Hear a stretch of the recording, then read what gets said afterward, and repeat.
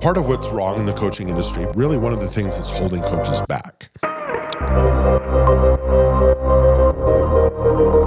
Hello, welcome to Coach Grid.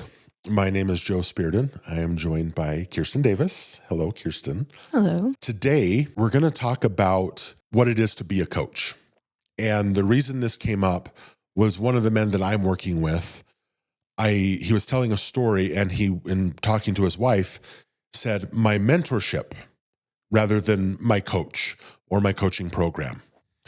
And from that, Kirsten and I got into some conversations around really what is a coach versus what is a mentor versus a teacher versus a consultant, and realized that the understanding of this is actually part of what's wrong in the coaching industry, part of what's creating some stigma in the coaching industry, and really one of the things that's holding coaches back. So I guess to begin, for you, Kirsten, how do you define a coach? For me, a coach is somebody who knows how to ask powerful questions and operate within a framework or a few frameworks to help people get really powerful results and find their own inner brilliance and answers for whatever endeavor they're going after within that coaching container. So it sounds like a large portion of that is kind of directing someone back to themselves and having tools or the know-how to effectively direct them back to themselves. Yeah, giving them tools, you utilizing your own tools. I think you could think of and for me, when I say coach, I think in sports, a sports coach sometimes gets a little bit more into strategy in the actual game. But I think when you think about a business coach or a life coach or a spirituality coach, it could be okay, go do this worksheet and then figure out, well, I guess that's the same in sports too. You're okay, you go to this drill or there's this play, but then you're the one that has to go execute on it and put your own spin on it in life. I think one of the differences that I see with sports coaching versus all the other types of coaches is you're part of a team.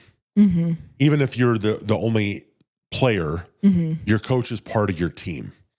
And so you kind of win or lose as a team. Yeah. Whereas life coaches and mindset coaches and business coaches, it's more of we're here and then you're going to go win. You're going to go do your thing. Mm-hmm.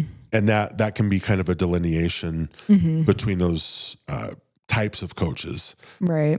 I think where I want to start is where this is kind of hurting the coaching industry. Because, our company is Coach Grid. We work with coaches. That's a big part of what we do. Mm-hmm. And it's a growing industry, but it continues to shift and it continues to have ups and downs. And I think one of the problems in this place is coaches come in, and I guess we can talk a little bit about the barrier of entry as a coach. Because, and I've said for a long time, the barrier to entry as a coach is what you're willing to put in your Instagram profile header. Mm-hmm. And if I am willing to say that I am a life coach or a transformational coach, I am. And that's not necessarily the way that it should be. But I think the problem here is that because people do that and they don't have clarity about what that means, that gives the whole coaching industry kind of a bad rap, a bad name. Yeah. So I don't know what you've seen in that, because I know you've worked with a lot of different coaches.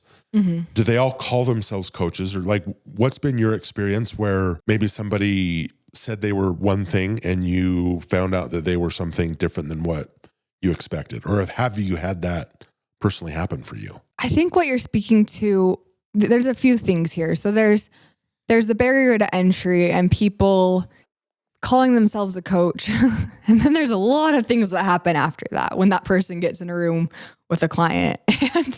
And that's where all kinds of different things can come into play. I think, so there's one thing that happens where they say that they're a coach and then they get one-on-one with a client and they've never learned how to coach. Coaching really is a skill, and it's a skill you have to learn how to ask questions. And that might seem silly to people, but asking questions is a skill in and of itself. If you just think about the last conversation you had with somebody at the grocery store, Did they ask you questions? Did you ask them questions? And if neither of you did, you probably didn't talk for very long, or you don't really even remember if you're even talking to somebody. So anyway, asking powerful questions is an even deeper skill set. And then knowing which powerful questions to ask in which order and when, and then how to pull it back into integration and action and forward movement is a pretty complex skill set that you then pull off and it looks effortless. And so I think that is part of what makes people think, oh, I could do that. I've done this in my own life, or maybe I think a lot of people are like, I just went to my first retreat and I felt like I had a breakthrough, and I haven't done anything in my life yet, but I had an emotional experience. So now I can do this with people. Like I loved how that felt. And the enthusiasm is so exciting, but I think that's issue number one, is when somebody thinks, oh, no, I'm a coach. And then they go in and they're with the client and they kind of are like, oh no, I don't know what to do. And then I think that's the first problem. And then they figure out how they're going to solve that because they've got somebody in front of them. So that's the first part of what I would say. Yeah. And I think that idea of figuring out how to solve that, that's one of the places where we come in as Coach Grid. And we work with a lot of different levels of coaches. We work with the ones that are brand new. We work with ones that have been doing it for a year or two, up to, ones that have been doing it for decades. One of the things that I think is really important is the difference between a coach and a consultant. And we were talking about this earlier, that if you're 20 years old, I had a conversation with a young man years ago, and he was saying, yeah, I'm going to get into coaching. And he was 19. And I said, awesome. What are you going to coach on? And he was telling me, well, I'm going to coach men how to, live this certain kind of life. And I'm going to coach them on how to be better fathers and be better husbands. And I was like, okay, have you been married? Well, no. Do you have children? No. Have you had a career? Well, I worked in this for like 2 years, which was like McDonald's. But now I want to be a coach. Okay. And the idea here was, can he be a successful coach? Yes. Should he be a consultant or a mentor to men that are, in their 40s or 50s and doing this stuff? Hell no. Yeah. And I think that's how most people solve it, is they're like, I just realized on this call right now that I don't know how to ask questions. So I'm going to start, I've heard it said, using my intuition and telling them what I think they should do. And then, I think that's where we really start to get, and then they say something, they have to get even more confident in it, because they're like, well, now I've got to double down because I just said this and it's not working. So now we got to figure out a reason that it's not working. And now I'm putting it back on, and you can see how it starts to turn into kind of a mess. Right. And this is where I think a lot of the imposter syndrome thing comes from. The imposter syndrome comes from, I know that I haven't done this. And people being terrified of posting. Yeah, exactly. Yeah. So the difference being, there are 20-year-olds, 25-year-olds, whatever, that have a lot of skills and abilities to ask questions or tools to help you. Is that a direct attack? Never.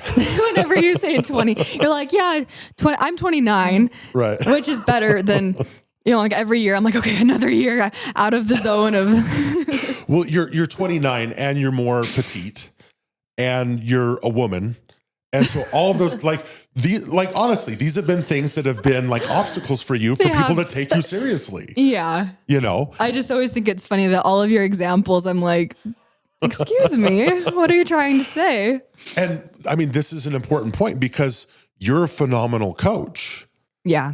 And there's lots of things that you haven't necessarily experienced in life that I have as someone with this level of gray and the extra years that I have over you. But that doesn't invalidate your abilities as a coach. Yeah. And that's where I think in your coaching, you do offer a high level of mentorship, especially in the masculinity space, where you've traveled all across the country and studied under experts, like when you were first starting out, and even come to mentor some of those experts as you continue to grow, where I do have life experience in some areas, but even in that, I think my strength and where I love to help is as a coach. I love asking questions. I love guiding people back to themselves. And I don't really care where they go with it. Wherever they want to go, I'm super excited to experience with them. And I'm not afraid to come in with the clarity when that's what they want to experience. But I think, we have different skill sets in that way, and we own them. And that's reflected in who comes into our world and who ends up hiring us. Right. So for the people that are watching this, that identify as a coach, that say that they're a coach, and whether they've been doing that for a year or 10, if they're still struggling with some of these things, if maybe they're not making the money they want to make, or they're not picking up the clientele that they want to pick up, what would you encourage them to do as far as like getting clarity? As I know what I would encourage them to do, and we do this a lot with people. Yeah. They come to us and they say, either I want to be a coach, or I'm a coach, but I'm not succeeding. Mm-hmm. And then where do you normally direct them from that place? Yeah. In the context of this conversation, there's quite a few areas I would poke at. But I think in the context of this, one question to ask yourself is, what have I done in life? Not felt, but what have I actually done with what I felt? What gifts do I have? And then again, being like, what have I done with those gifts? And just start to create a list of all these types of questions of, what do I want to do in my life? And then who am I interested in helping accomplish some of those same things? Or is there something I haven't done that I don't necessarily want to do, but I would love to work with people who are doing that? And once you have all of those answers, then you can start to say, okay, what do these answers add up to? Does it add up? Like, do I have experience? Okay, the mentorship is on the list of things I could do, not necessarily what I have to do. But then if it's not, you're automatically in the coach category. You need to refine your coaching skills. And if it's in an industry you don't know anything about, you need to go get some worldview and perspective about what it's like to be a person in those shoes. Mm-hmm.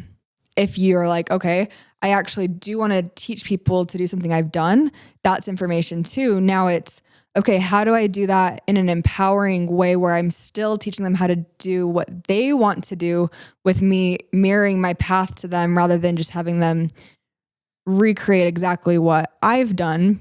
And so, I think that's the first place in the context of this that I would start. And that is going to give your message so much more potency and your offer so much more clarity. And people are going to get really excited because it's so obvious what you're inviting them to do with you. Yeah. What would you? So along those same lines, I think getting really, really, really specific about what it is that you do. Because when we use this term life coach, it's really hard to say, yeah, I can help you in all categories and all aspects of life, or even mindset coach. When I start looking at, all right, what have I done that was a problem that I either figured out how to do it or somebody taught me how to do it and I did it, and I've become really good at this specific thing. It doesn't have to be as broad and generic as you feel like it needs to be. You take like just the world of like sports. Mm-hmm. It's like, well, I never went to the NBA. I never went to college ball. So I can't coach, but maybe you were phenomenal at ball handling, or even you were just phenomenal at free throws. Mm-hmm. You're a 98% free throw shooter. You don't have to go be a basketball coach. Mm-hmm. You can be a free throw coach. Mm-hmm. And there's actually more money, more peace, and more success when you dial it in that way. Yeah. And so that's one of the things that when people come to us and they're like, well, I want to be a holistic, like spiritual coach. Okay, what does that mean? Who do you work with? What are you going to do for them? At the end of this, what's it going to get? And it's so vague and it's so generic. Of course, it's impossible to fulfill on. Mm-hmm. Of course, you're going to feel like a fraud because it's, well, you're not Michael Jordan. You have no business coaching all of basketball. But I'm really good at this thing. There are coaches, in sports, that the only thing they focus on is, I'm going to help you jump really high. Just that. Yeah. That's great. They make tons of money doing that. I can't shoot a three-pointer to save my life, but I'm going to help you increase your vertical. So for me, that's a big thing for a coach, is just get clear about what you do. And the confidence that comes with knowing, I know that I'm really good at this.